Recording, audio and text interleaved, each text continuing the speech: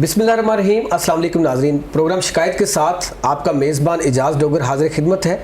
जिस तरह प्रोग्राम का नाम शिकायत है, आज इसी तरह की शिकायतें भी हम करेंगे, क्योंकि हमारे साथ जो आज के गेस्ट हैं वो भी इसी शोबे से रिलेटेड है, मतलब मीडिया से नहीं है, लेकिन वो लोगों की शिकायतें सुनते हैं। वो ओवरऑल पंजाब में जितने भी CM के मुतलका होती हैं, जितनी लोकल इंतज़ामिया की तरफ से शिकायतें होती हैं, पर्सनल होती हैं, वो लेके लोग आते हैं। जी, मैं कंप्लेंट सेल वज़ीर शिकायत सेल की बात कर रहा हूँ, जहाँ पे लोग लेके आते हैं शिकायतें। और इसके अलावा और भी शिकायतें हैं कि पार्टी की शिकायत भी होती हैं। लाहौर जो है जैसे कि पाकिस्तान का दिल है और पंजाब का स्पेशली दारुल हुकूमत भी है, यहाँ पे बड़ी आजकल सियासी गहमा गहमी है। तो दोनों टॉपिक पे आज बात करेंगे कि मौजूदा सिचुएशन कैसी चल रही है सियासत के ऊपर, और जो है जो वज़ीर आला शिकायत सेल है उसमें किस तरह की शिकायत आती हैं, क्या अजाला उसका किस तरीके से किया जाता है और क्या तरीकाकार है। इस हवाले से बात करने के लिए आज हमारे साथ मौजूद है मोहम्मद ज़ुबैर खान नियाज़ी साहब, जो कि चेयरमैन वज़ीर आला शिकायत सेल पंजाब है और जनरल सेक्रेटरी पाकिस्तान तहरीक इंसाफ लाहौर है। बहुत शुक्रिया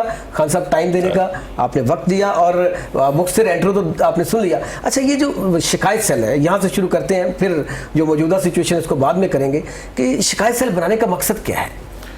सर, इसका मकसद ये है कि जो हमारे महकमे हैं जितने भी, अगर उनमें किसी की सुनवाई नहीं हो रही और उधर उनका अजाला नहीं हो रहा, क्योंकि हर महकमे का अपना भी एक शिकायत जमा कराने का या मामलात होते हैं। अगर किसी को मसला है, ये वज़ीर आला साहब ने एक सेंट्रल फोरम रखा हुआ है जहाँ पे पता लग जाता है कि कौन से महकमे में ज़्यादा सुनवाई नहीं हो रही, क्योंकि उसके बाद फिर ये वज़ीर आला साहब के पास आ जाती है। पिछली गवर्नमेंट में प्राइम मिनिस्टर पोर्टल नहीं होता था, तो सिटीजन पोर्टल प्राइम मिनिस्टर साहब ने 3.5 साल पहले गवर्नमेंट कायम होने के फौरन बाद ही कायम कर दिया था। तो सिटीजन पोर्टल इसका एक ऑल्टरनेटिव भी आया, ठीक है, क्योंकि ये पंजाब शिकायत सेल पहले से कायम था, बट सिटीजन पोर्टल आ गया जिधर ओवरऑल पूरे पाकिस्तान से शिकायत आती है और पंजाब से भी बहुत ऑनलाइन वहाँ पे आ जाती है। अच्छा, वो ऑनलाइन जो एप्लीकेशन के जरिए जो शिकायत हैं वो का टोटल फोरम उसका वो हो गया, और वो बहुत ज़बरदस्त फोरम है। एक तरह से ट्रैफिक डिवाइड होगी, ठीक है। और जो बहुत बड़ी तादाद में जो साइलिन है जिनकी तसल्ली नहीं होती, मिले बगैर अपना जो ग्रीवेंस है वो सुनाए बगैर, अपना जो भी उनको शिकायत है वो बताए बगैर, या उसको एड्रेस करने के लिए हमारे पास, और हम इसको एक जिसे कहते हैं कि 3-4 फॉर्मेट है। वैसे हमारा यानी कि वेब पोर्टल भी है, बट वो एक ईमेल के तौर पे काम करता है। वो ऑनलाइन उसको उस तरह से एफिशिएंट, वो जिस तरह से वो एप्लीकेशन है वो डाइवर्ट कर देती है उस महकमे को। तो हमारा एक वेब पोर्टल है जो हमारे पास रिसीव होता है, हम उसको एनालाइज करते हैं, उसको स्क्रूटनी करते हैं, फिर उसको डायरेक्टिव लगा के चीफ मिनिस्टर का मुतल्लिका महकमे में भेज देते हैं। उन महकमों में फोकल पर्सन दिए हुए हैं इन चीज़ हमारी शिकायत को डील करने के लिए, फिर हम उसको उस तरह से डील करते हैं, और काफ़ी अच्छा हमारा रिस्पॉन्स रेट। नहीं, जिस तरह PM पोर्टल सेल बनाया जिसमें वो आप ऑनलाइन एप्लीकेशन देते हैं, ऑनलाइन ही आपको रिजल्ट आता है, उसका आता है रिजल्ट, और फिर वो विद इन डेज जो है 15 डेज़ के अंदर अंदर उसको रिप्लाई भी करना पड़ता है, या 1 मंथ के अंदर अंदर। तो आपका ऑनलाइन भी होता है या आके जो है खुद भी एप्लीकेशन आपको दे सकते हैं? बता रहा हूँ ना आपको कि वेब पोर्टल है cmpunjab.gov.pk, ठीक है। ये हमारा वेब पोर्टल है, और इस पे आप घर बैठे भी अपनी शिकायत पूरी लिख के भेज सकते हैं। बट इसका जो फॉर्मेट है वो सिटीजन पोर्टल से रिस्पांस कैसा होता है? जिस तरह प्राइम मिनिस्टर पोर्टल सेल का है वो उसका हमारा ऑनलाइन रिस्पांस नहीं होता, हमें उनको वापस पोस्टल डायरेक्टिव भेजते हैं। ठीक है, हमारी हार्ड कॉपी जाती है कि आपकी दर्ज कर ली गई, और जो एड्रेस उस पर मेंशन करते हैं हमारा पोस्टल डायरेक्टिव जाता है। वो डायरेक्टिव उनके पास एक सबूत होता है और रेफरेंस पेज होता है जहाँ से वो अपनी ट्रैक कर सकते हैं। बट ये सारा मैनुअल है, क्योंकि आपको पता है हमारी आवाम बहुत बड़ी तादाद में जो जिनकी तसल्ली नहीं होती जब तक कागज़ को हाथ ना लगाएं, जब तक साइन ना देखें, या जब तक आपको मिल के बात ना करें। सो वॉक इन कंप्लेनेंट होता है, पोस्टल कंप्लेनेंट होता है, वेब पोर्टल के ज़रिए होता है, और इवन हमें कोई व्हाट्सएप पे मेरे ज़ाती नंबर पे या हमारी टीम मेंबर के किसी भी आ जाता है तो उस पर हम उनसे रिस्पॉन्ड करते हैं। हाँ, साइन शुदा अगर वो एप्लीकेशन की पिक्चर भेजते हैं तो हम उसको उसी तरह प्रोसेस कर देते हैं। तो ये जितने भी चीज़ें हैं इसमें बहुत बड़ी तादाद में, जो मेरी 2 साल रिपोर्ट थी, आज मुझे 2 साल और 4-5 महीने हो गए हैं, जो मेरी 2 साल हमारी रिपोर्ट तैयार हुई थी उसमें 96,000 कंप्लेंट्स हमारे पास आई थी, जिसमें से हमने 93,000 कंप्लेंट्स का अजाला किया हुआ था। ये किया अजाला या बस? 93,000 कंप्लेंट्स कंप्लीट की हुई हैं। कंप्लीट से मुराद ये होती है, कई जो कंप्लेंट्स हैं वो, जैसे मैं आपको मिसाल देता हूँ, कई कंप्लेंट्स होती हैं जो कि हमारे एड्रेस करने वाली नहीं भी होती, ठीक है, उसको भी कंप्लीट करना पड़ता है। और बहुत बड़ी तादाद में कंप्लेंट्स को एड्रेस की है, और बहुत ही बड़ी तादाद में हाईलाइटेड इवेंट्स हैं जो हमने मुमकिन बनाए। ठीक है। और उन पे हम काम भी शुरू कर दिया हमने कि जिनकी हमारी एक वीडियो प्रोग्रेस रिपोर्ट बनेगी, एक पूरी डॉक्यूमेंट्री सी तैयार करवा रहे हैं। ठीक है। और इसमें ना एक और मैं आपको बात बताता हूँ, ये जो कंप्लेंट है ना, कंप्लेंट कोई भी कंप्लेंट सेल आप नाम लें कि मैं कंप्लेंट सेल, तो एवरीबडी हैज अ कंप्लेंट। ऐसे ही है। आप कोई दुनिया में बंदा नहीं आपको मिलेगा जो ये कहे कि यार मेरे पास वो कंप्लेंट नहीं है आपको बताने के लिए। हाँ, ये सही कह तो रहे हैं। ये एक बहुत ही यूनिवर्सल सा महकमा है, एक बहुत ही यूनिवर्सल सी पोस्ट है कि आप कंप्लेंट, मैं सुबह घर से निकलते हुए सबसे पहले एक पलंदा मेरी वालदा मुझे पकड़ाती है कि बेटा ये मुझे फ़ोन आए हुए हैं, ठीक है जी। तो उसके बाद फिर एक जिनको मेरी तक रीच ज़्यादा है, ख़ानदान के मेंबर्स हो गए, मेरे हल्के के लोग हो गए, दोस्त अहबाब हो गए, आप फिर उसके बाद जनरल पब्लिक शुरू होती है। सोचें, तो ये एक इतना वास्ट महकमा कि अगर आप कहें ना कि इसमें आप सबको राजी कर सकते हैं तो इम्पॉसिबल सी बात, तो मुमकिन नहीं है। लेकिन इसमें क्या होता है, मैं अपने आप को कैसे देखता हूँ कि क्या तसल्ली या मैं अपने आप की एक अपने अंदर की भी सेटिस्फेक्शन होनी चाहिए ना। जब हम कोई एक इशू हल हो जाता है ना मुकम्मल, तो वो मेरे लिए बहुत बड़ी, मतलब जितने इश्यूज हल होते जा रहे होते हैं ना, वो एक हो, वो 10 होते हैं, वो 15 होते हैं, उसकी मैं परसेंटेज नहीं देखता। वो जब सेटिस्फेक्शन का रिप्लाई आता है और लोगों की दुआ मिलती है, या लोग मतलब जब वो देखते हैं कि यहाँ ब्लैकमेलिंग नहीं है इस महकमे में, बात सुनने के लिए कोई इनको ये कोई यहाँ पे इसको तोहफा नहीं देना पड़ता कि बात सुनाने के लिए उससे पहले इसको तोहफा देना पड़े या इसको। और मैं अल्हम्दुलिल्लाह मैंने तकरीबन साल के 365 दिन होते हैं, जिसमें से 102 दिन यूँ समझें हफ्ता इतवार का हमारा ऑफ होता है, वो भी खैर हल्कों में होता है, हम और जगह होते हैं पोलिटिकली, बट प्रैक्टिकली ऑफिस में मैंने 365 में से यूँ समझें कि 200 दिन गुजारे हैं। ठीक है। और उन 200 दिनों में 5-5, 6-6, 7-7, 8-8 घंटे बैठ के पब्लिक को डील किया। अच्छा, ये अभी आपने कहा कि जब सेटिस्फेक्शन होती है, जब कोई काम हो जाता है, जब आपको पता चलता है ये काम हो जाता है, तो अंदर से जो ज़ुबैर ने साहब कितना मुतमिन होते हैं कि यार ये मैं एक बंदा मेरे पास आया शिकायत लेके ये हल हो गई, तो क्या फील करते हैं? बहुत ज़्यादा खुशी होती है। इवन मैं क्या, मेरी टीम मेंबर जब बताते हैं कि सर फलां काम हमने कर दिया, फलां इशू था हमने रिजॉल्व कर दिया, जब मेरे टीम मेंबर्स अपने बताते हैं, मैं बड़ा सुकून में होता हूँ। और मैंने अपने दफ्तर में ये नहीं है कि जब मैं नहीं होता तो हमारी टीम है, वैदुर रहमान है, उसमें कामरान गिल है, राव शराज हैं, उस्मान है, शाहब खान है, शेख जैन है, ये सारे जो लोग हैं, इनको किसी को भी पाबंदी नहीं है कि वो मेरी जगह डीलिंग ना कर सके उस तरह। जुल्करनैन साहब हैं, ये बाकायदा मेरी, मतलब आप अगर मौजूद नहीं है तो आपकी टीम जो शिकायत लेके आता है उसको उसी अंदाज में मेरी कुर्सी पे बैठ के, क्योंकि ये वो मेरी कुर्सी पे बैठ। कैसा होता है जब एक बंदा बेचारा पहले ही वो बाहर से महकमों से तंग आके आप तक पहुंचता है, तो आप तक पहुंचना कितना मुश्किल है? देखें, मुश्किल मेरे तक पहुंचना एक तरह से नहीं भी है, मतलब इतना मुश्किल नहीं है। उसकी रीज़न है आजकल व्हाट्सएप का दौर है, आधे से ज़्यादा लोग तो आपका नंबर ही नहीं हो किसी के पास? नहीं, नंबर मेरा नहीं है, किसी और का होता है। कोई रीच, देखिए रीच बन जाती है। उसके अलावा मैं आपको बता रहा हूँ, जिसने नहीं आप तक आना, तो उसके पास टेलीफोन के जरिए उसको सिटीजन पोर्टल अवेलेबल है, उसको दीगर फोरम अवेलेबल है जो हमारी ही गवर्नमेंट ने बनाए हैं। और सिटीजन पोर्टल तो मेरे महकमे से यूँ समझें कि 20 टाइम ज़्यादा एफिशिएंट है।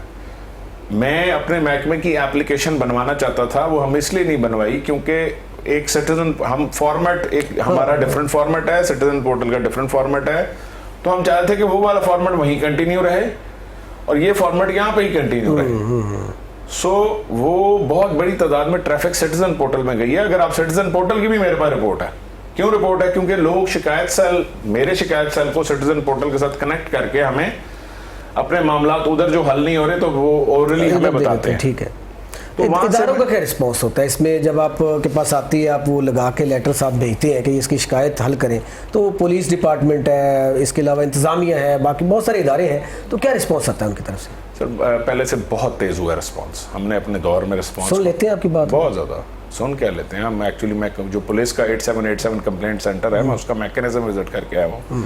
जब नया आईजी आता है हम उसको पहले मिलते हैं, एआईजी कंप्लेंट से मिलते हैं, कोऑर्डिनेशन है आपके? यस। हम सीसीपीओ जब आते हैं, क्योंकि लाहौर क्योंकि बहुत अहम ज़िला है, हमारा ऑफिस भी लाहौर में, तो सबसे ज़्यादा लाहौर की कंप्लेंट। अगर कोई डीपीओ आपकी बात नहीं सुनता तो फिर आईजी सबको बताते हैं? जब डीपीओ हमारी बात शुरू में हमने महसूस किया था कि कोई डीपीओ हमारी बात नहीं सुन रहा था, या जैसे होता कि यार शायद, फिर उन्हें खुद ही समझ आ गई कि फॉलो अप इनका तगड़ा। लेकिन मैंने विजिट किया आपका कंप्लेंट सेल केपी के, पिछली गवर्नमेंट में भी, मौजूदा गवर्नमेंट में, वहाँ पे मैं आज फर्स्ट टाइम पंजाब लेवल पे, लाहौर का आपका पहले विज़िट किया हुआ है, पंजाब लेवल पे आपका फर्स्ट टाइम मैं विज़िट कर रहा हूँ कंप्लेंट सेल। तो केपीके में वाकई ही कंप्लेंट सेल काम कर रहा था। वहाँ पे पहले उनको यही मुश्किलात थी कि यार ये क्या शिकायत सेल बन गया है, कैसे काम, लेकिन उन्होंने मनवाया वहाँ पे, जब खटक साहब थे वहाँ पे वज़ीर आला, फिर उन्होंने मनवाया कि ये कंप्लेंट सेल, इसका मकसद क्या है, बहुत सारे मसाइल हल किए। अब यहाँ पंजाब के अंदर आप बेहतर, जैसे आप बता रहे हैं कि 96,000 केसेज आए, 93,000 आपने उसमें से सॉल्व किया। 96,000 आने का मतलब क्या है कि हमारे तक रीच है ना लोग? डेफिनेटली वो रीच है तो आया है ना।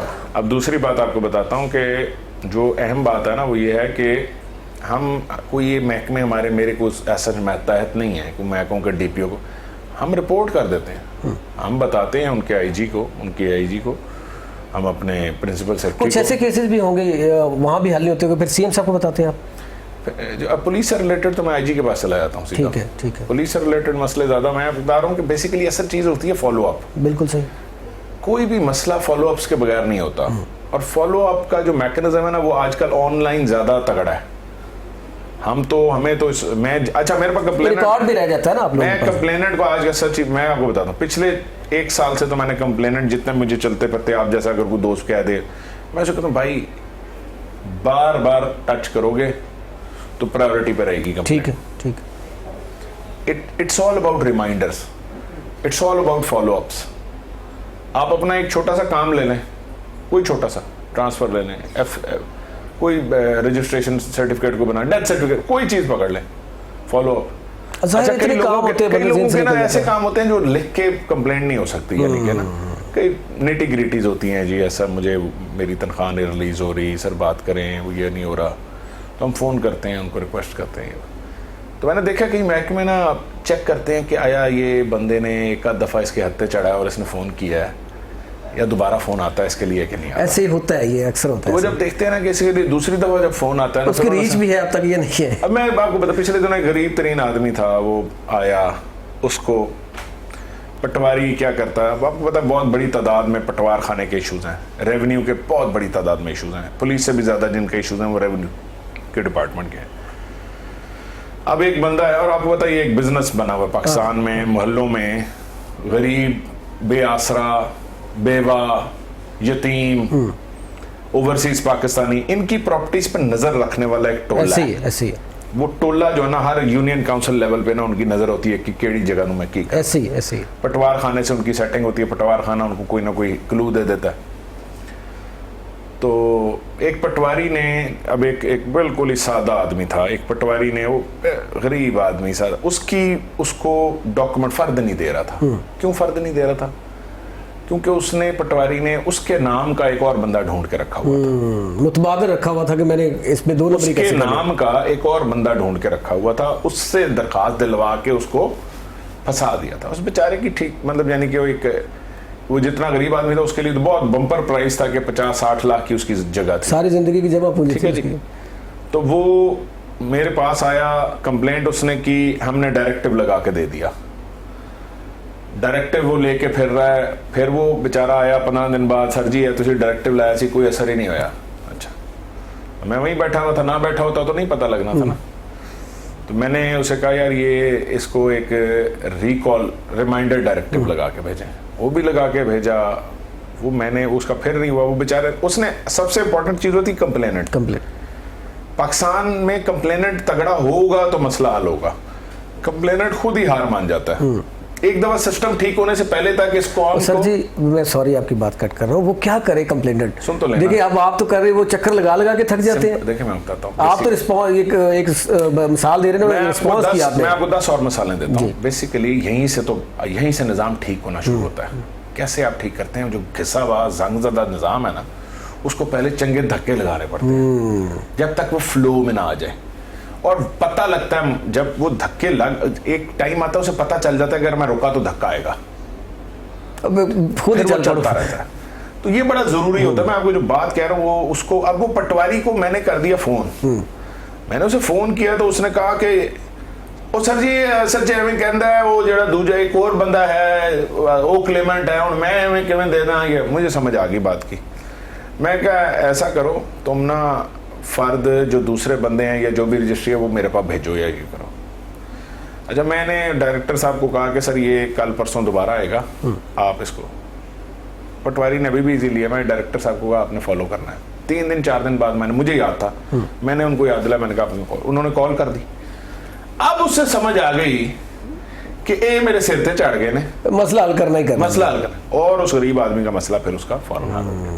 पहले उसने और बहाना मारा, फिर उसने और बहाना मारा, फिर तीसरे दिन समझ आ गई।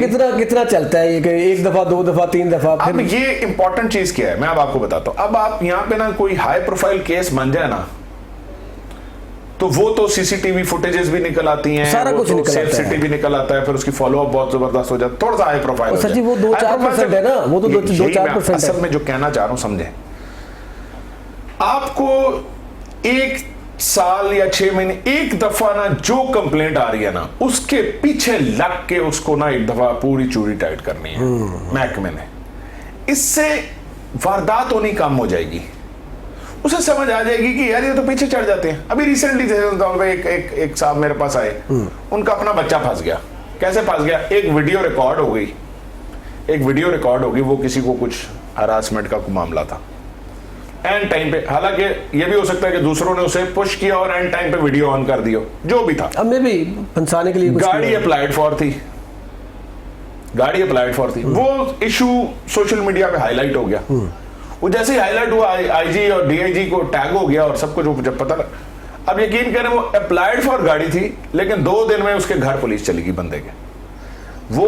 It was for them it was a shock कि पुलिस हमारे दरवाजे पे 2 दिन में पहुंच गई। उन्हें पता लग गया इस घर में है वो बंदा जिसने हरकत की है, रैंडम चलते पे। क्या बात है, तो फिर तो अप्रिशिएट करना चाहिए ना पुलिस को। मैं इससे तो साबित ये हो रहा है कि वी हैव द मैकेनिज्म। इससे साबित बेसिकली ये हो रहा है कि अगर हम मार्क कर ले कि हमने हर केस को इसी प्रायोरिटी से, इसको हल करना ही करना है, हर केस को इसी प्रायोरिटी से हल करना है, बात समझे। लेकिन बात वही है ना, फॉलोअप वाली भी। एक बहुत पहले की बात है, एक केस था, एक छोटी बच्ची, आप पता, अल्लाह माफ करे, बड़ी सानेहात हो रहे हैं। जैसे उन दिनों ना ताज़ा अभी मैं कंप्लेंट सेल में नहीं आया था, उन दिनों ताज़ा ना ये शायद ये जैनब वाला केस भी हुआ था, कसूर वाला। हाँ जी। तो कुछ अरसे बाद ये कृष्ण नगर में एक वो मोटरसाइकिल वाला चलते फिरते किसी को ना वो हरास, बच्ची पे उसने कोशिश अटेम्प्ट की उसको उठाने की, 10-11 साल। अब वो कहीं कैमरे में आ गया। अब वो जो बच्ची के वालिदैन थे ना, उन्होंने रजिस्टर कराने से इनकार कर दी कंप्लेंट। उन्होंने कहा हमने नहीं रजिस्टर करानी। अब वो सीसीटीवी पे मोटरसाइकिल वाला भी आ गया, उसके बाइक का नंबर भी आ गया, सब कुछ आ गया, बहुत आसानी से ट्रेस। बल्कि मैंने बाइक, वो हमने अपने तौर पे बाइक का वो जो कई एप्लीकेशंस आ गई हैं, नंबर शंबर डाल के उनके घर का ये वो सब पता करा लिया, ओनर का भी पता कर। अब अगर जिनके साथ वो वारदात हो रही है वो या उसके वालिदैन या उसके ब्लड रिलेशन ना रजिस्टर कराए कंप्लेंट, तो एक्चुअली कंप्लेंट फिर सिर्फ एक एएसआई अपनी मुद्दत में करा सकता है, वो पुलिस चाहे तो, अदरवाइज। लेकिन वो जब तक हाईलाइट नहीं होता केस या कोई ऐसा मामला नहीं होता, या डीआईजी है ऊपर से किसी इंस्ट्रक्शन नहीं आती, वो नहीं करते। तो वो लोगों ने बहुत कोशिश की, मोहल्लेदारों ने, कि हम अपने तौर पर रजिस्टर करा दें, क्योंकि हमारी भी बच्चियां यहाँ पे ही रहती हैं उसी मोहल्ले में, लेकिन वो नहीं रजिस्टर हो सका केस। सो मैं आपको ये समझा रहा हूँ कि अगर वो कंप्लेंटर वाली बात तो आपकी ठीक है कि जब तक वो तगड़ा नहीं होगा तो तब तक, अगर वही केस मैं सोशल मीडिया पे चढ़ा देता तो हाईलाइट हो जाता, तो फिर तो वो टेकअप भी हो जाता। लेकिन मेरा कहने का वैसे रैंडम जब तक टेकअप नहीं होंगे ना, जब तक पता नहीं होगा कि यार ये, जैसे हल्का सा आप किसी को चेक करने के लिए नहीं, वो बचपन च ना असि वेखते सा केड़ा कितना को अलर्ट है, तो घंटी मार के दौड़ना, तो पता लग जाता केड़े करो जल्दी रिस्पांस आता है। सो वो आपको जो एक है ना, वो बड़ा इंपॉर्टेंट होता है आपको यहाँ पे बाहर। जो अदरवाइज ये जो जितने भी कंप्लेंट्स हैं, इसका हल एक ही है कि सजा हो जजा। मैं डीआईजी इन्वेस्टिगेशन की बात सुन रहा था, अगले दिन हमारे साथ बैठे हुए थे, उन्होंने कहा कि पता नहीं डकैती के 25 केसों का फैसला हुआ है पिछले साल, कई हजारों में से, अदालत से कई हजारों में से 25 का फैसला हुआ है, 100% एक्विटल थी।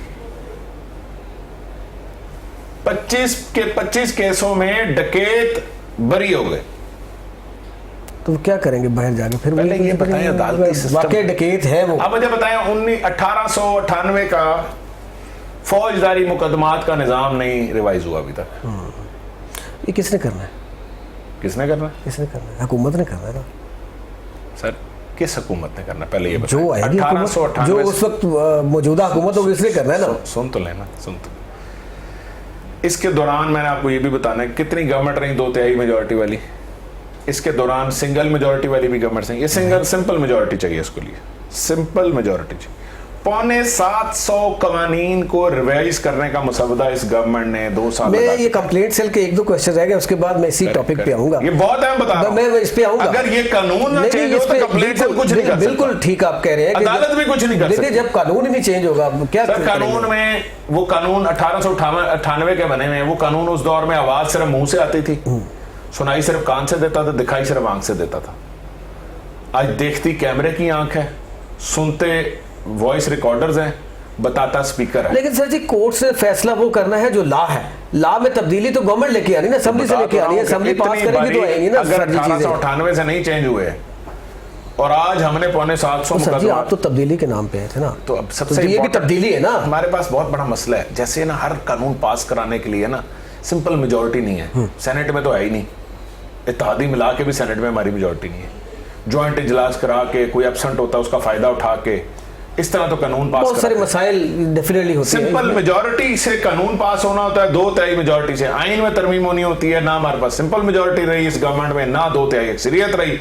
लेकिन अल्हम्दुलिल्लाह हमने फौजदारी मुकदमा पूरे रिवाइज करके मुसवदा तैयार रखा। अल्लाह करे वो कामयाब हो जाए इंशाल्लाह, जो किया है आप लोगों ने ये। अच्छा, सबसे बड़ा सूबा पंजाब है, उसको आप कंप्लेंट सेल के इंचार्ज हैं, यहाँ पे चेयरमैन है, तो क्या 36 अजला में अलग अलग ऑफिस बनाए हुए हैं, डिवीजन लेवल पे बनाए हुए हैं, कैसे उसको देखते हैं? कुछ डिवीजन लेवल पे कमिश्नर के साथ कोऑर्डिनेट कर रहे हैं हमारे कंप्लेंट सेल के हेड्स, कुछ हमने डिस्ट्रिक्ट लेवल पे बनाए हुए हैं। ठीक है।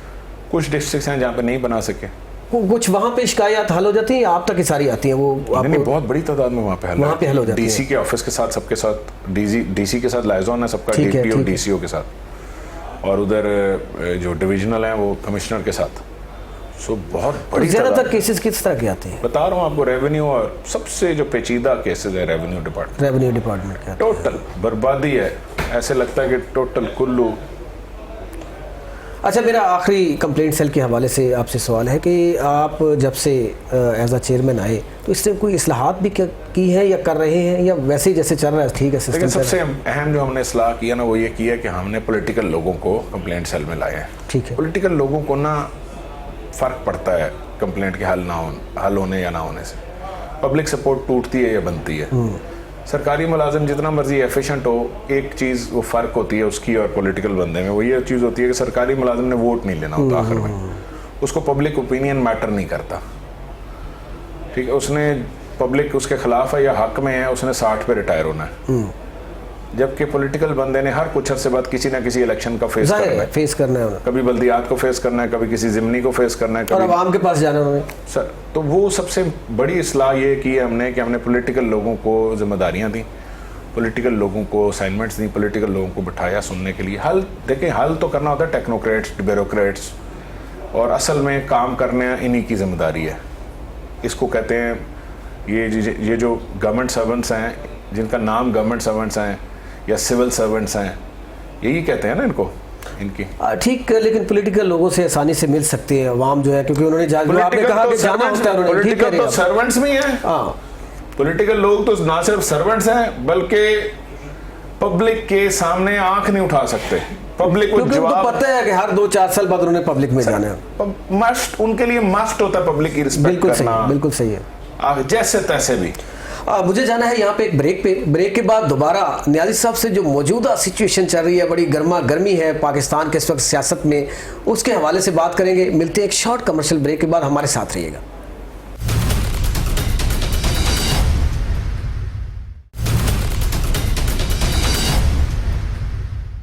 वेलकम बैक नाज़रीन, हमारे साथ मौजूद हैं वज़ीर आला शिकायत सेल पंजाब के चेयरमैन मोहम्मद ज़ुबैर खान नियाज़ी साहब, और वो चेयरमैन शिकायत सेल के अलावा वो लाहौर में पाकिस्तान तहरीक इंसाफ के जनरल सेक्रेटरी भी हैं। और नियाज़ी साहब जो हैं ये इस सियासत में आगाज़ जो है ये पहले ISF के फाउंडर मेंबर्स में से हैं, उसके बाद ये यूथ विंग पंजाब के इलेक्टेड प्रेसिडेंट भी रहे। ये एजाज़ की बात है कि ये यूथ विंग से वोट लेके जो है इलेक्ट हुए। नियाज़ी साहब, एक्सपीरियंस तो आपका है सियासत में, मतलब मैं समझ रहा था नौजवान है, बस यंग है, आ गए हैं, लेकिन वो आपकी हिस्ट्री पढ़ी तो आपका बड़ा तजर्बा है इसमें।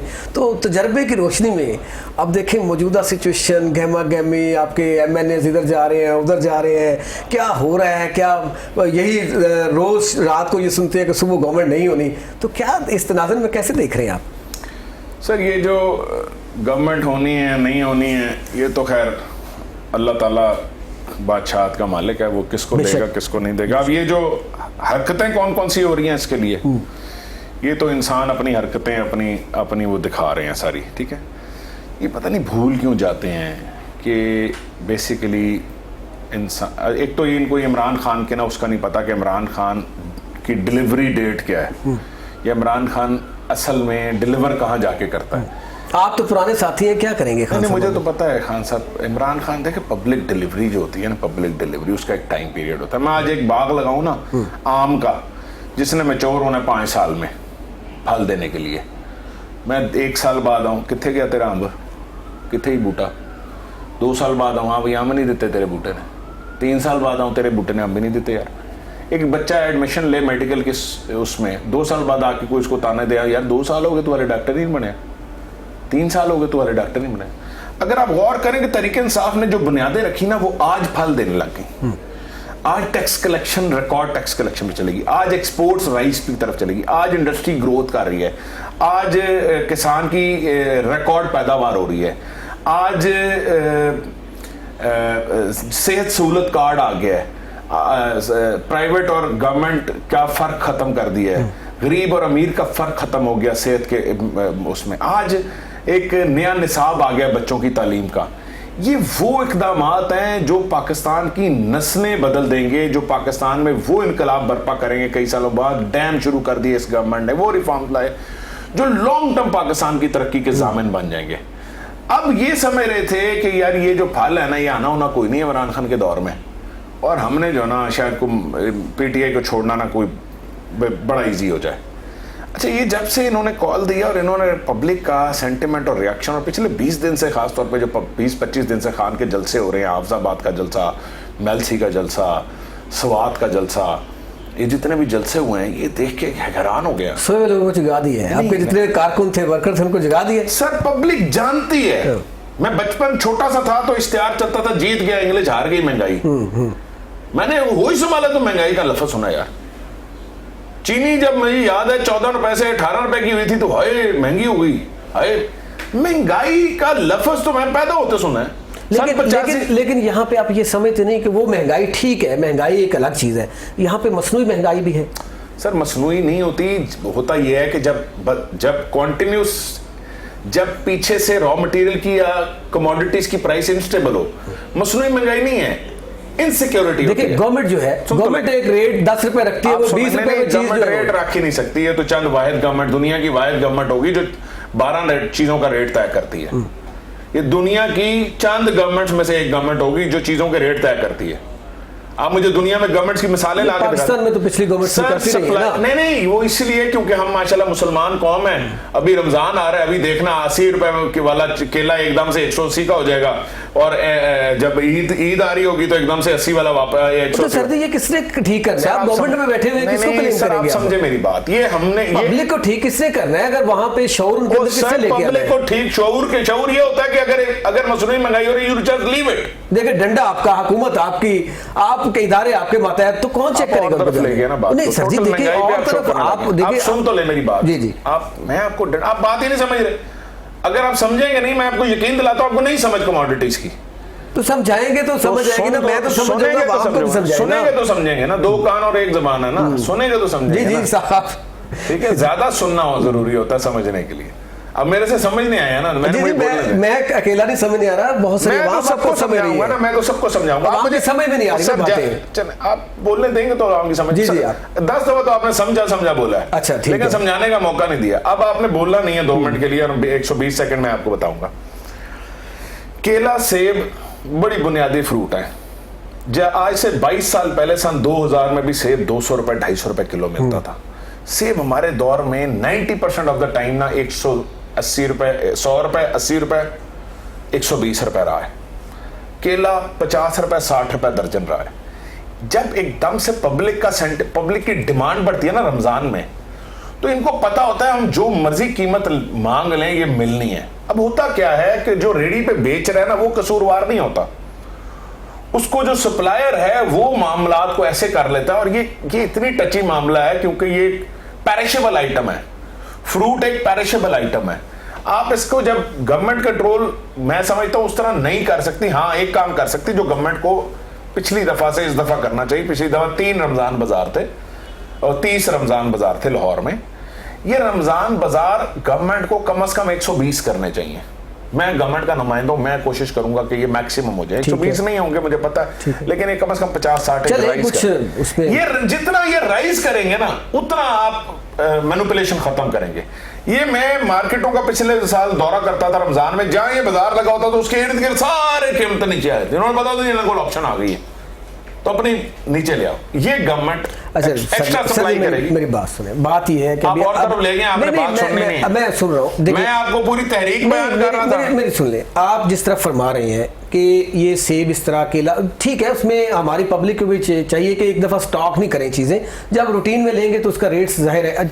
मैंने खाने पीने की जो बुनियादी आइटम्स है उसमें एक चीज का रेट सिर्फ ज्यादा रहा है, वो मुझे बताएं क्या है, जल्दी से बताएं। देखें आटा चीनी हर चीज, आटा चीनी कोई बुनियादी देखिए कोई सेब केला जो है वो बुनियादी जरूरत नहीं है सर जी।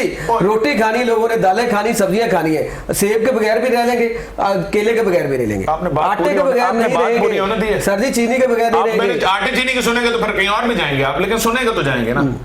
आटे का रेट 1100 रुपए है 20 किलो का। आटा आज से पिछली गवर्नमेंट में जहां पे एंड हुआ तो 1150 रुपए आप गंदम का देते थे। 5 साल गंदम का रेट 1 रुपया नहीं बढ़ाया गवर्नमेंट ने। आज गंदम आप 2000 रुपए दे रहे हैं, लेकिन 800 रुपए पे शहबाज शरीफ छोड़ के गया था आटा, 800 रुपए पे आटा छोड़ के गया था, तो आज 1100 है। 1000 से आपने 2000 कर दी गंदम का प्राइस, ये डबल नहीं हुआ। अब आप बताएं पीछे बढ़ाई क्यों आपने कीमत किसान की? किसान उगाना छोड़ रहा था आपकी गंदम, क्योंकि किसान को वारे नहीं रहा था। उसने 5 साल जुल्म किया किसान पे, सिर्फ शहरों में अपना ये जो लाहौरी वोट बैंक है सिर्फ इसको कायम रखने के लिए जुल्म किया किसान पे, जिसका अल्टीमेट नतीजा ये निकला कि किसान उगाने से जा रहा था। देखिए खान साहब, अब आप खुद उस बात पे आ गए कि ये देखें आप लोगों ने एक अच्छा काम किया कि जो जिम्मेदार है, क्योंकि 73% आपके मुल्क का दारोमदार ज़राअत के ऊपर है, आपने एक जिम्मेदार को ओब्लाइज किया। आपने उनको ज्यादा कहा कि आपकी अजनास सिर्फ ये नहीं है, आलू पिछले दौर में हम देखते रहे सड़कों में फिरते रहे, आपने उसकी कीमत बढ़ाई, लेकिन आप आवाम को क्यों नहीं बता पा रहे? क्या वजह है? आप डिलीवर क्यों नहीं पा, एक काम भी आपने कर दिया, आवाम को बता भी नहीं पा रहे। वो बताए ना, मुझे बुलाया बताने के लिए, लेकिन सबसे सर जी देखिए टाइम नहीं ले रहे आप, आवाम को नहीं ऐसे तो मतलब मैं चुप करके बैठ जाऊं, आपसे कोई सवाल नहीं करूं, कोई क्रॉस क्वेश्चन नहीं करूं, ये कहूंगे आप जो गलत कह रहे हैं सही कह रहे हैं सब ठीक है। आप टाइम दें, जैसे आपके सवाल के पूरे दौरान मैं नहीं बोलता, इसी तरह मेरा जवाब मुकम्मल होने तक आप भी मुझे टाइम दे दें। जैसे पीछे कंप्लेंट सर में आप टाइम दे रहे थे, लेकिन अवामी इश्यूज पे जब मैं इधर आया हूं, हमारी दुखती रख पे हाथ रख रहे हैं ना। नहीं मैं दुखती रख पे हाथ नहीं रखना, मैं चैलेंज करता हूं महंगाई पे, मैं आपको पूरा शो करके दे सकता हूं। आज आपने मेरी बात वहां से पकड़ी जहां मैं आपको बता रहा था। देखिए मैं पहले आपकी बात को मैं बड़ा कर देता हूं कि आपने महंगाई की बात की, जैसे मेरी बात सुन ले खास मेरी बात सुन ले, महंगाई की बात की ना, बिल्कुल ठीक कहा कि हम बचपन से लेके आज तक हर गवर्नमेंट में यही कहते हैं नहीं जी, एक तो खजाना खाली है, जो नई गवर्नमेंट आई उसने कहा कि पिछली गवर्नमेंट खा गई, दूसरा ये कहा कि महंगाई होगी। ये बात ठीक है आपकी, कैसे कहते हैं? मुकम्मल करने देना। मैं देखें आप जी, मैं आपको आपने कहा था मसनूई महंगाई, मैं आपको बता रहा था कि मसनूई महंगाई बेसिकली अनसर्टेनिटी कॉज करती है। जब वो अनसर्टेनिटी खत्म होती है और वो उसको उस मसनूई महंगाई नहीं होती, वो अनसर्टेनिटी होती है, खोरे की बने। जैसे आज स्टॉक मार्केट को देख लेते हैं, आज अनसर्टेनिटी बनी हुई स्टॉक मार्केट में, इन्वेस्टमेंट वो एकदम से ना रुझान कम हुआ है। अब सप्लाई डिमांड आपकी, क्योंकि इंपोर्टेड चीजें हैं, रॉ मटेरियल इंपोर्टेड है, दुनिया में जो शिप्स हैं वो चलना, उनकी जो फ्रेट है, शिप ही नहीं चल रहा था। सही है। आप मानते हैं ना कि पिछले 2 साल से जब से कोविड है, मार्च, ये पाकिस्तान पूरी दुनिया में माने ना, तो कोविड की वजह से शिप्स के रेट का कोई नहीं पता, चीज चलेगी किस रेट पे, पहुंचेगी किस रेट पे आपके मुल्क के बंदरगाह पे। वो जो अनसर्टेनिटी क्रिएट हो जाती है ना, वो मार्केट में उनको बताती है कि जो पिछला आइटम है मैं उसको भाई मैं सेफ जोन में चला जाऊं। ताजर सेफ जोन में जाता है। आपको मैं बताता हूं, मुर्गी महंगी हुई पीछे 500 तक भी गई। हाँ। क्यों गई अब आपको बताता हूं। 2 साल पहले जब कोविड की वजह से शादियों के सीजन में लॉकडाउन लग गया, एंड शादियों का पीक सीजन था, लॉकडाउन लग गया, हुआ क्या, वो जो फ्लॉक तैयार थे मुर्गी के, जिनके मुर्गी खानों में शादियां बंद हुई तो सारी जो खपत है खत्म हो गई। वो बेचारों का तो देखें, अब वो मुर्गी एक दिन दाना खाती है तो उनको हजारों रुपए जेब से देने पड़ते हैं एक्स्ट्रा। अब मुर्गी वो मार भी नहीं सकते वैसे कि गुजाया कर दें, तो उन्होंने क्या किया, वो 90 रुपए की बिकी कि ले जाओ 50 किलो फ्रीजर च रख लो, कुछ भी ना मिले। This is called supply demand. एक चीज की सप्लाई कुदरती बढ़ चुकी थी, मार्केट में अवेलेबल ज्यादा थी, वो फेंक के बेचनी पड़ी। गवर्नमेंट ने नहीं सस्ती की, वो गवर्नमेंट का कोई कमाल था कि 90 रुपए की हो गई। वो उन्होंने अपनी जान छुड़ाई कि मेरे से निकले ये पैरिशेबल, ये इसने ग्रो करते रहना, रोज खाना है, इसी तरह पैरिशेबल आइटम होता है। अब आपको इशू क्या आ जाता है, अब यहां पे अब उसके बाद क्या हुआ, कोविड थमने का नाम नहीं ले रहा आज तक। अभी पिछले दिनों वो फिर मुर्गी महंगी हो गई। क्यों? कोविड का रेट ऊपर जा रहा था, कोविड का डेली का पॉजिटिविटी रेट ऊपर जा रहा था। जैसे ही 18-20 तक पहुंचा, उनका इतने गए, उन्होंने फ्लॉक डालना फिर छोड़ दिया। बीच में क्या हुआ कि जब अनसर्टेनिटी की रेट होगी तो मुर्गी का फ्लॉक ही नहीं था। अब मुर्गी अवेलेबल है, 50 बंदे खड़े हैं 500 मुर्गियां लेने के लिए, तो जो रेट लगेगा वो बिकेगी। और फिर कॉस्ट जो इतनी मुर्गियों पे 200 मुर्गी पे जो कॉस्ट आनी है, वो जो फिक्स्ड कॉस्ट होती है वो कम हो जाती है।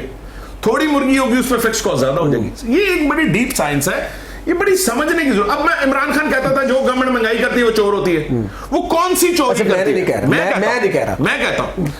मैं कहता हूं वो चोर होती है गवर्नमेंट जो आप पे नाजायज टैक्स लगा के महंगाई करती है। ये कौन सी गवर्नमेंट है जिधर सेल टैक्स पेट्रोल पे, एक मिनट नहीं सर, मैं इस बात को पूरा करूंगा, आप सुनेंगे मेरी बात। ठीक है, ये कौन सी गवर्नमेंट है जो पेट्रोल पे सेल टैक्स 0 करती है? पेट्रोलियम लेवी जो 30 रुपए लीटर लेना वो 5 रुपए करती है। ये कौन सी गवर्नमेंट है? ये गवर्नमेंट भी देखी कभी? अगर आपको पता है जिस फॉर्मूले के तहत पेट्रोल तारीख पिछले 20 साल से बिक रहा है इस मुल्क में, अगर उस फॉर्मूले के तहत पेट्रोल हम बेचना शुरू करें तो पेट्रोल आज 210 रुपए लीटर है, 205 रुपए लीटर है। आज जो यूएई पेट्रोल खुद प्रोड्यूस करता है, यूएई में पेट्रोल आपसे महंगा है, कन्वर्ट करके उसको रेट में ले लें, आपके पास 150 का है, 149 का है, उनका वहां पे 160-65 पे पहुंचा हुआ है। So this is a phenomenal thing जो इस गवर्नमेंट ने की है, यानी कि वो आपको वो अपने पे हिट लेती है। कोई टोल टैक्स बता दें जो पिछले हमारे जो बस में है, 2 टोल टैक्स के अलावा पूरे मुल्क में एक टोल टैक्स में 1 रुपया नहीं बढ़ा हमारे दौर में। पकाने के तेल में चीखें निकली, मैं बताता हूँ, 450 रुपए का हो गया। ठीक है, क्यों हो गया बताए ना आप, आपको बताएं क्यों हो गया। अब यहाँ पे आपका स्टॉक मैं बोलूंगा, आप बताएं। हाँ, इसलिए हो गया क्योंकि आपके मुल्क में एडिबल ऑयल इंपोर्ट होता है 80% से ज्यादा। क्यों इंपोर्ट होता है? क्योंकि जिस वो दाने से बनता है, बीज से बनता है, वो आपने यहाँ पे उगाने वाले दरख्त नहीं लगाए 74 साल से, वो उगाने वाले सूरजमुखी के पौधों की खेत लगाए नहीं लगाए, किसी को इंसेंटिव नहीं दिया। ये वाहिद गवर्नमेंट है जिसने ऑलिव ऑयल के आज तक 52 लाख दरख्त लगा दिए हैं। ये वाहिद गवर्नमेंट है जो सूरजमुखी का खेत लगाने पर 5000 पर एकड़ पे कर रही है आज। ये पाम ऑयल नहीं लगाया किसी ने इस मुल्क में 74 साल में, अगर किसी ने इस मुल्क में वो बीज ही नहीं उगाया तो एडिबल ऑयल का जो इंटरनेशनल रेट है, जो हमारी गवर्नमेंट आने से लेकर अभी तक 3 गुना हो चुका है, 3 गुना हो चुका है। इंपोर्ट करके ये अपना नाम लिख के कश्मीर बनास्पति, फलाना बनास्पति, अलिफ बनास्पति, बे बनास्पति करके बेचते हैं। लोग समझते हैं शायद ये लोकल चीज है, ये लोकल चीज नहीं, एडिबल ऑयल इंपोर्ट होते हैं, प्रोसेस करते हैं, उसको पैक करते हैं और बेचते हैं। अब आप मुझे बताएं कि 74 साल से किसी ने बूटा नहीं लगाया तो हमको शुरू आ रहा है, और हमारी गवर्नमेंट है जिसने आज तक 42 लाख वो बूटा लगा दिए, 52 लाख बूटा लगा दिए, और अल्हम्दुलिल्लाह इसका टारगेट 2 करोड़ का है। 4 साल बाद आप खुद कफील हो जाएंगे, 8 साल बाद आप एक्सपोर्टर होंगे। ये वो इकदाम हैं जो इस मुल्क में तारीखी तब्दीली ला रहे हैं। ठीक है, लेकिन आज क्या है, जो पका रहा है वो कहता है देखो जी 450 तो हो गया। ये चीजें ना आप जितना मर्जी समझा भी लेना, क्योंकि आपको उस वक्त दर्द हो रहा है तो आप उस वक्त पेन है आपको। मुझे अगर कभी आप देखें ना चलते हुए ना ऐसे ठुड्डा लग जाता है मेज के साथ, बेड के साथ, तो आपको जोर की लगती है। अब क्योंकि आप होते हैं और बेड होता है, एक दफा आपका दिल करता है कि मैं लब्बा कैसे तक गुस्सा करना। जिस तरह आप जो है अपने एमएनएस का गुस्सा मुझ पे निकाल रहे हैं। नहीं, मैं आप पे नहीं निकाल, आप बोलने नहीं, जब तक अभी मैंने गुस्सा नहीं किया। बात ये है, नहीं साहब मेरी बात सुने, अब आप मुझे थोड़ा सा मौका दें बोलने का। अगर मेरा कैमरा होता ना यहाँ पे, अगर मेरा कैमरा होता ना यहाँ पे, फिर मैं बिल्कुल और ही लेवल पे ले जाता। अच्छा साहब पहले मेरी बात, क्योंकि आपने तो एडिट करना अपनी हौसले से, मेरी नहीं मैं एडिट नहीं करूंगा, आप जो मर्जी गालियां दे लें हम वो भी सुनेंगे, हमारे अंदर हौसला है, हमारे अंदर हौसला है। मेरी बात सुन लें, बात ये है कि आप जितनी बातें कर रहे हैं, आप ठीक बातें कर रहे हैं कि ये भी काम हो रहा है, ये भी पहली दफ़ा हुआ है, ये भी पहली दफ़ा हुआ है, बिल्कुल पाकिस्तान में पहली दफ़ा हुआ है। बहुत सारे मंसूबे ऐसे हैं जो 2-3 साल में नहीं कंप्लीट हो सकते, उनका टाइम पीरियड 8 साल से कम नहीं है, 7 साल से कम नहीं है। फॉर एग्जांपल अभी आपने डैम्स की बात की, मैं आपकी कर देता हूँ यार वकालत, जिसमें आप मतलब आराम से आवाम को समझा सकें कि डैम जो है वो 2-4 साल का मंसूबा नहीं है मेरे भाई। वो 7-8 साल से पहले छोटे से छोटा डैम नहीं बन सकता, जो मर्जी कर लें। वो आपके कितने सालों में इतने सियासतदान ने नहीं किया है। खान साहब का अच्छा इकदाम है ये। आपने इसी तरह कहा कि यहाँ पे बहुत सारे दरख्त, बिलियन ट्रीज, आपके माहौल चेंज हो रहा था, ये आपका प्लस पॉइंट है कि आप उस पर कर रहे हैं। महंगाई इशू नहीं है, महंगाई पूरी दुनिया में है, पाकिस्तान में नहीं है, लेकिन वहाँ पे रेशो जो आपने कहा कि टैक्स जो है उसकी रेशो बड़ी, ठीक एग्री बड़ी, लेकिन जिम्मेदार जो है उसका आपने रेट बढ़ाया। आम आवाम को कितना फ़ायदा हुआ उस टैक्स से? जो आया टैक्स, पैसा जमा हुआ, आवाम ने आप पे एतबार किया दिया, उस पर बता दें कि आवाम को यहाँ फ़ायदा हो रहा है। अच्छा, अब जब 37 या 3600 अरब से 6200 अरब पे टैक्स चला गया हमने हमारी कलेक्शन, और ये टैक्स ऐसे नहीं गया कि ये टैक्स क्या बिजनेस एक्टिविटी होने से, जिसकी 81 GDP करता है 5.7।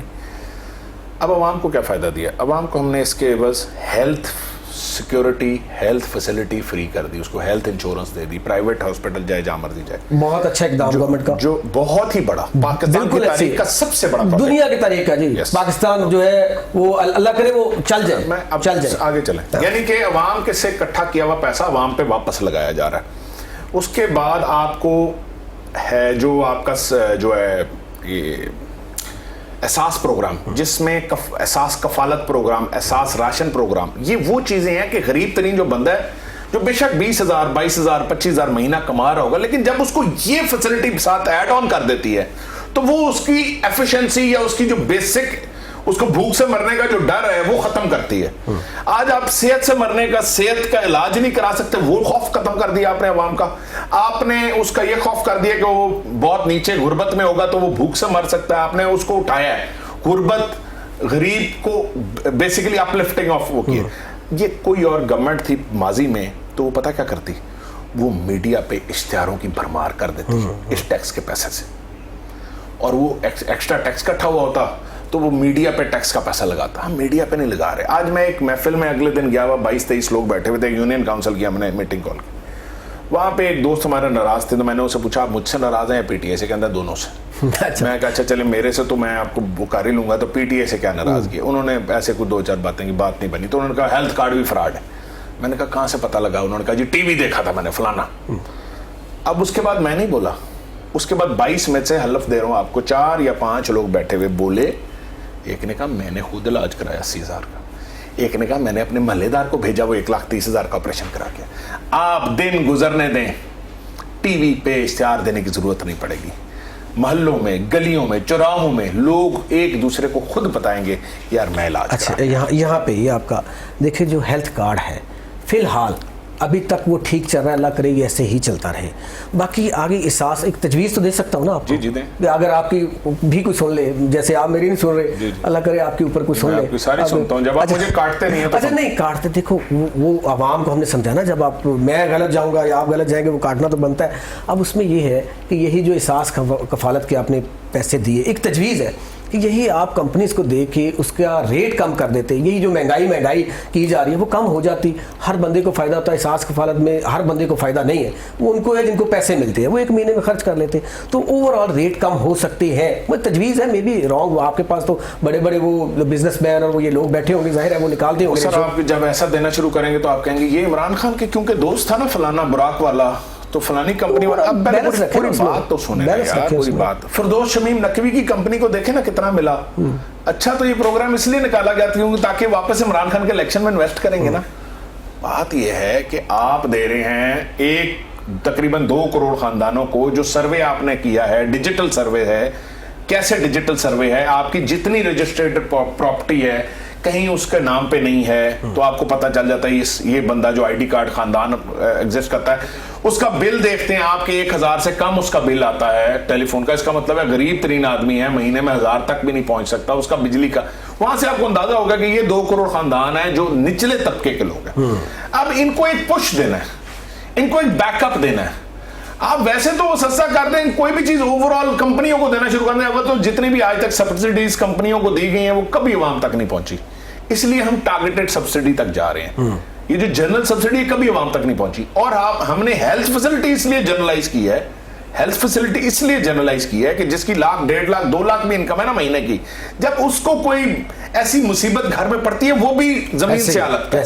सो उसको देखते हुए कि एक 60-70% तादाद इस मुल्क की ऐसी है कि जिसको हेल्थ आपके आइन में ये चीजें लिखी हुई हैं, सेहत, तालीम, ये बुनियादी चीजें, ये 2-4 बुनियादी जरूरियात है। ये आपकी आज तालीम को अपग्रेड किया, आपके ज़हनों पे इन्वेस्टमेंट हो रही है, आपकी ट्रेनिंग पे इन्वेस्टमेंट हो रही है, आपको सस्ते कर्जे मिल रहे हैं 5 लाख तक का, 37 लाख खानदानों को 5 लाख तक का बिला सूद एक आईडी कार्ड पे कर्जा मिल रहा है अपना कारोबार सेट करने के लिए।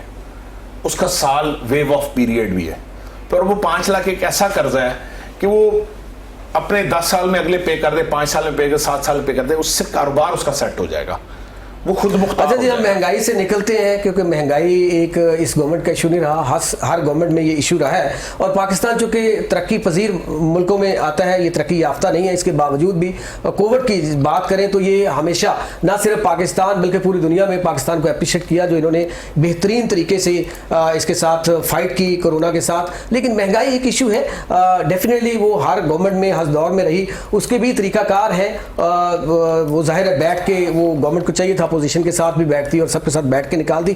ब्रेक पे जाना है, ब्रेक के बाद दोबारा आएंगे तो खान साहब थोड़ा सा गर्म है, इनको ऐसे सवाल करते हैं कि ये थोड़ा सा ठंडे होकर कुछ चंद मिनट में हमारे नाज़रीन को दिखा सकें। एक कमर्शियल ब्रेक के बाद मिलते हैं, हमारे साथ रहिएगा।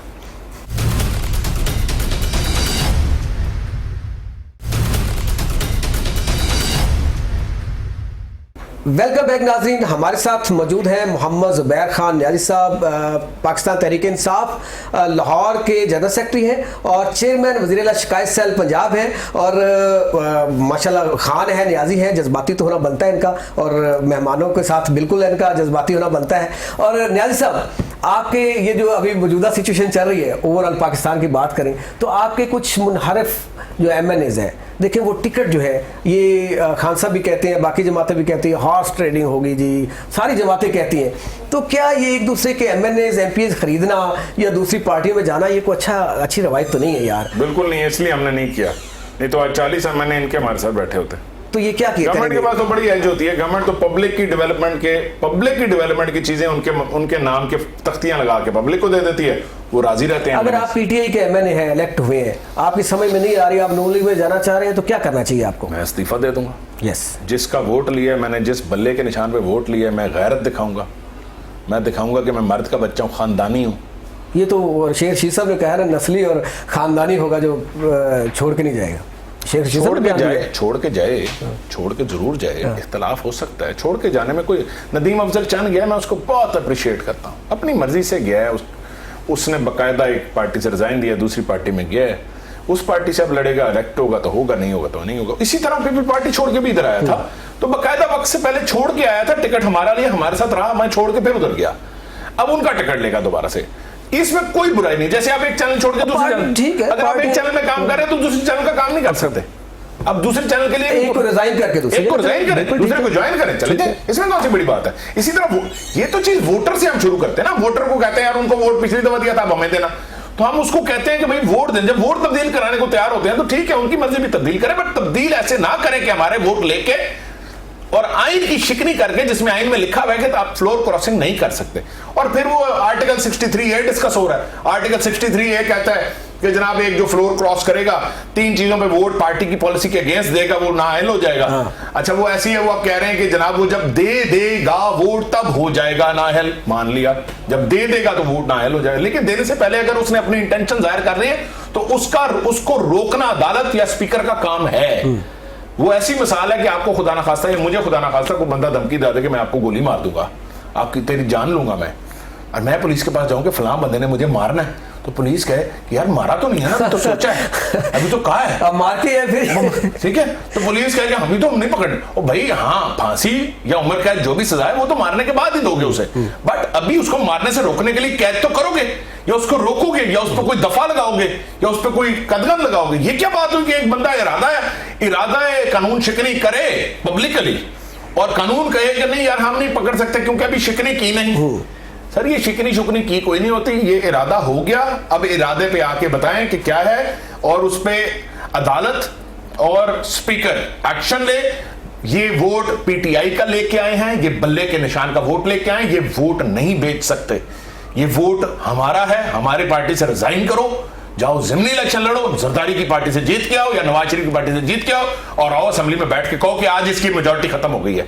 ये 16 लोग ना अदम अतमाद का बड़ा अच्छा तरीका है, ये 15 लोग 10 लोग शो काज नोटिस जारी हो गया यार, 10 है 8 है 15, भाई जाओ छोड़ो, इलेक्शन लड़ो दूसरी पार्टियों के साथ, उनकी तादाद बढ़ जाएगी कुदरती, जाहिर है अगर वो जीतते हैं तो सिंपल उनकी तादाद बढ़ जाएगी, और फिर उसके बाद खत्म, जिसकी मर्जी गवर्नमेंट बनाओ। अगर आपकी पार्टी को जरूरत पड़ती है, कोई दूसरी जमातों से भी एमएनए नाराज होंगे, कोई नून लीग के होंगे, पीपल्स पार्टी के होंगे, बाकी जमातों के लोग भी नाराज होंगे, अगर उधर से कोई आना चाहता है तो आप लेंगे उनको? सर उधर से अगर कोई आना हम नहीं इनवाइट कर रहे, उधर से हम नहीं इनवाइट कर रहे, हमें हमारे पास आए हैं कुछ लोग इस दाना शाना डालने के लिए कि वो यार हमें वो उन चंदेसन के माहौल उधर भी ऐसा ही बन जाए कि वो भी तो ऐसा ही कर रहे हैं। बात यह है कि भाई उनकी अपनी, हम नहीं उनको तोड़ेंगे। सर तोड़ना कोई मसला ही नहीं था 3 साल में, आप बताएं गवर्नमेंट के लिए कोई मसला होता है? कोई मसला ही नहीं है, इनकी मर्जी के 2-4 प्रोजेक्ट्स लगा दें इनके हलकों में, खत्म बात, ना जेब से पैसे देने ना कुछ, और पैसे को जेब उनकी जेब में भी देने नहीं देने, जैसे इन्होंने अपनी जेबों में डाले हैं ना, वैसे उनकी ये वाली जो फंडिंग है ये उनकी जेब में तो नहीं जाती, तो पब्लिक डेवलपमेंट के काम होते हैं, इलाके में उनकी सेव बन जाती है। तो बात यह है कि असल में इनको तकलीफ क्या है। अच्छा, खान साहब कर रहे हैं बैटिंग इस वक्त, इमरान खान साहब, और टीम है अपोजिशन की, बाउंसर पे बाउंसर मार रहे हैं। अब खान साहब को आप जानते हैं करीब से, वो कैसे विकेट बचाएंगे अपनी? सर विकेट तो पहली बात है अल्लाह ताला बचाएगा, कुरान में अल्लाह ताला ने लिखा है वो बादशाहतों का मालिक है, जिसको चाहे सल्तनत अता करे, जिससे चाहे छीन ले, जिससे चाहे इज्जत अता करे, जिससे चाहे छीन ले। आप खान साहब की इज्जत में इजाफा होते देख रहे हैं। देखिए वो बात आपको ठीक रहेगी, इज्जत जिल्लत अल्लाह के इख्तियार में है, वो दुनिया के किसी बंदे मैं तो देख रहा हूँ, मैं तो उस बंदे को बुलंदियों पे जाता देख रहा हूँ। गवर्नमेंट छोटी सी चीज है, उसका मकाम लोगों के दिलों में ऊपर जा रहा है, लोग उसको आज कह रहे हैं कि यार ये तो सच्चा था, ये देखो सारा गंद इसके पीछे लगा हुआ है, लोगों को समझ आ रही है क्या कि मैं एक बंदे से पूछ रहा था महंगाई, मैं आम सा बंदा, मुझे नहीं अंदाजा था कि ऐसी बात करेगा, उसने कहा यार मुझे कहते हैं ज़ुबैर भाई ये दुनिया में सप्लाई चेन का जो इशू आया है जहाजों की वजह से, बहरी जहाजों की वजह से, कब हल होगा? मैं बड़ा हैरान हुआ कि यार इसको कितनी बारीक चीज पता है।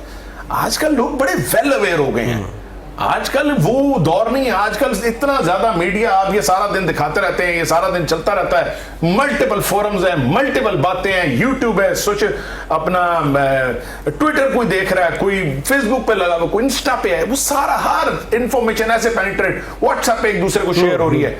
सो पीपल, अभी इसमें मिस इन्फॉर्मेशन भी जाती है, बट इतने तेज होते जा रहे हैं लोग, इतने तेज होते हैं। अगले दिन एक खबर खुदा ना खास्ता चल गई, किसी ने मुझे कहा ज़ुबैर भाई आपको पता है सास प्रोग्राम का जो सेंटर है जिसमें पैसे बांट रहे हैं, वहां एक बच्चा औरतों के पांव के नीचे आके मर गया। मैं कह यार मेरी बात सुन, कोई बंदा खुद भी सोचता है, ये खबर किसी मीडिया ने छोड़नी थी, वो सोशल मीडिया ये खबर, ये एक फोन से उस बच्चे की खुदा ना खाता, उसको बच्चा, अल्लाह माफ करे हमारे लोग ऐसे हो गए, उसको बच्चे को बचाना किसी ने नहीं था, कैमरा निकाल के वीडियो जरूर बना, वो हो जाती है। सो मैंने कहा यार कैसे तुम हवा में बात कर रहे हो। अच्छा साहब, कारकुन बहुत सारे नाराज नजर आए पीटीआई के, तो वो क्यों नाराज हैं आपके पार्टी? सर कारकुन नाराज इसलिए भी नजर आए, लेकिन अब वो नहीं है, पता नहीं है ऐसा चेंज आया है। वो ये तो मानते हैं नाराज थे, दरमियान नाराज तो बनता है उनका होना।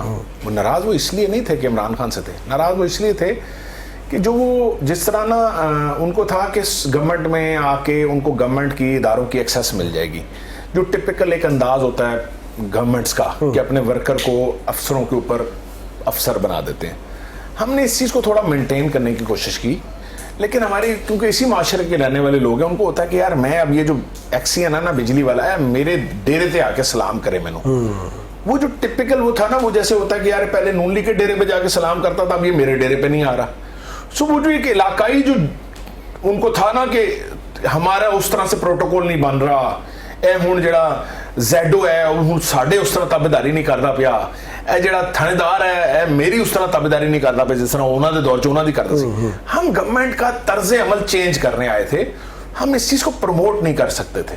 इसमें एक हिट बजती है, इसमें एक बैकक्लैश आता है, अगला कहता है मेरा तो प्रोटोकॉल हो नहीं सी जिहड़ा नून लीग के दौर च नून लीग वाले दा सी। सो आपको या तो वक्त के साथ समझ जाना पड़ता है कि ये क्या हो रहा है क्या नहीं हो रहा, या आपको वक्त के साथ उसको वक्त के साथ आपको बेहतरी आती है, एक्सेप्टेबिलिटी हो जाती है और दूसरा सिस्टम बनना शुरू हो जाता है। और अल्लाह का शुक्र है अब वो दौर आ गया था कि बड़ी आसानी होने लग गई थी, थाने में डिफरेंट अंदाज होता जा रहा था, आज थानेदारों का बहुत बेहतरी आ गई है। आज हम जिस थानेदार के रवैये की शिकायत सीसीपीओ को करते हैं, हम नहीं करते कि इसको हटाओ, हम सीसीपीओ को उसकी हरकत बताते हैं और सीसीपीओ अपनी मर्जी से एक्शन लेता है। जाहिर है, सही है, वो आपका काम इनको बताना, आगे काम करो उनका। अच्छा न्याज़ साहब, आपका एक सियासी तजर्बा, बैकग्राउंड, बहुत सारे मतलब आप रहे इस जमात के अंदर, उनके हेड भी रहे, उस तजर्बे की रोशनी में आप पाकिस्तान तहरीक इंसाफ का मुस्तकबिल क्या देख रहे हैं? अल्हम्दुलिल्लाह तहरीक इंसाफ का ही मुस्तकबिल है इस मुल्क में।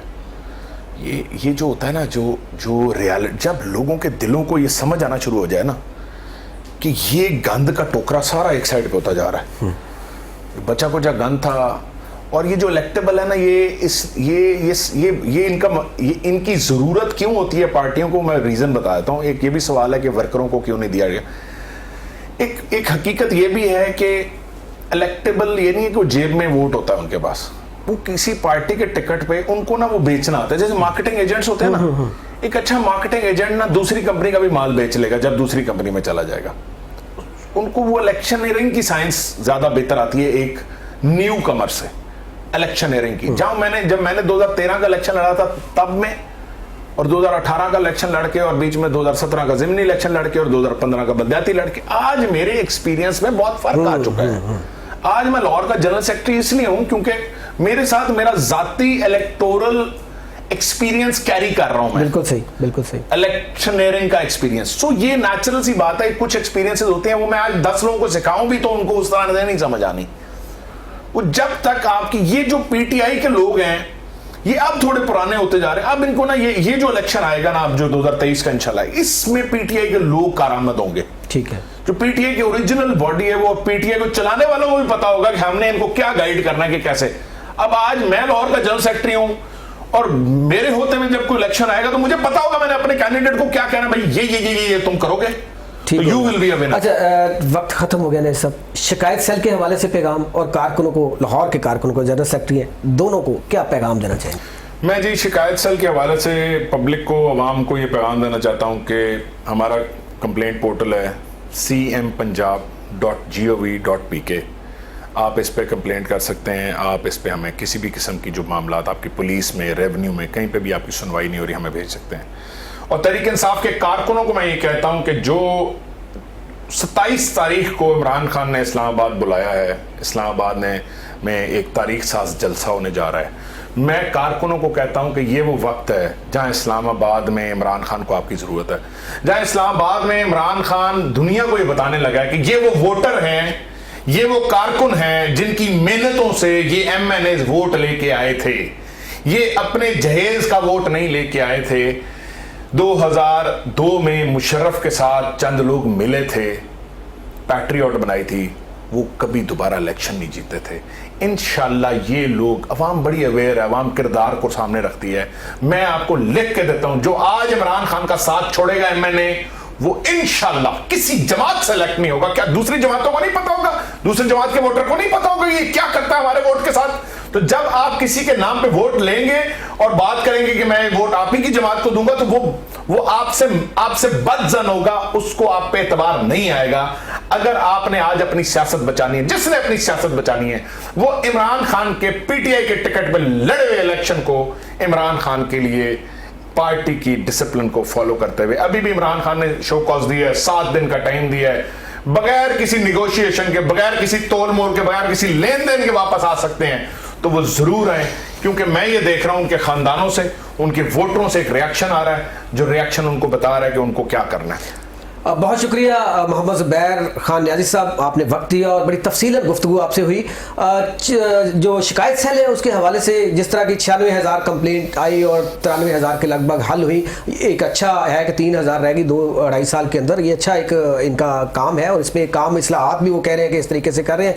अच्छा, उससे बड़ा काम ये है कि जो मौजूदा सिचुएशन पाकिस्तान के अंदर चल रही है, अल्लाह करे जो भी हालात हो पाकिस्तान की बेहतरी में हो, पाकिस्तान के हक में हो, पाकिस्तान की फलाह के लिए हो, ना कि सिर्फ जिस तरफ तसादम की तरफ हालात जा रहे हैं, अल्लाह ना करे ऐसा कोई तसादम हो, पाकिस्तान की बेहतरी के लिए हो। और यहाँ पे मैं हर चीज़ अपनी जगह, अपोजिशन हुकूमत अपनी जगह, लेकिन वज़ीर-ए-आज़म पाकिस्तान को अप्रिशिएट करना चाहूँगा, सलाम पेश करना चाहूँगा कि इस्लामोफोबिया का मसला पूरी दुनिया में, वो पूरे इस्लामी ममालिक मौजूद थे, लेकिन वो एक वाहिद आपका लीडर है पाकिस्तान का प्राइम मिनिस्टर इमरान खान, जिसने आवाज़ उठाई और अक़वाम मुत्तहिदा ने उसको तस्लीम किया। इसके साथ ही आज तक के प्रोग्राम शिकायत से अपने मेज़बान इजाज़ डोगर को दीजिए इजाज़त। अल्लाह हाफिज़।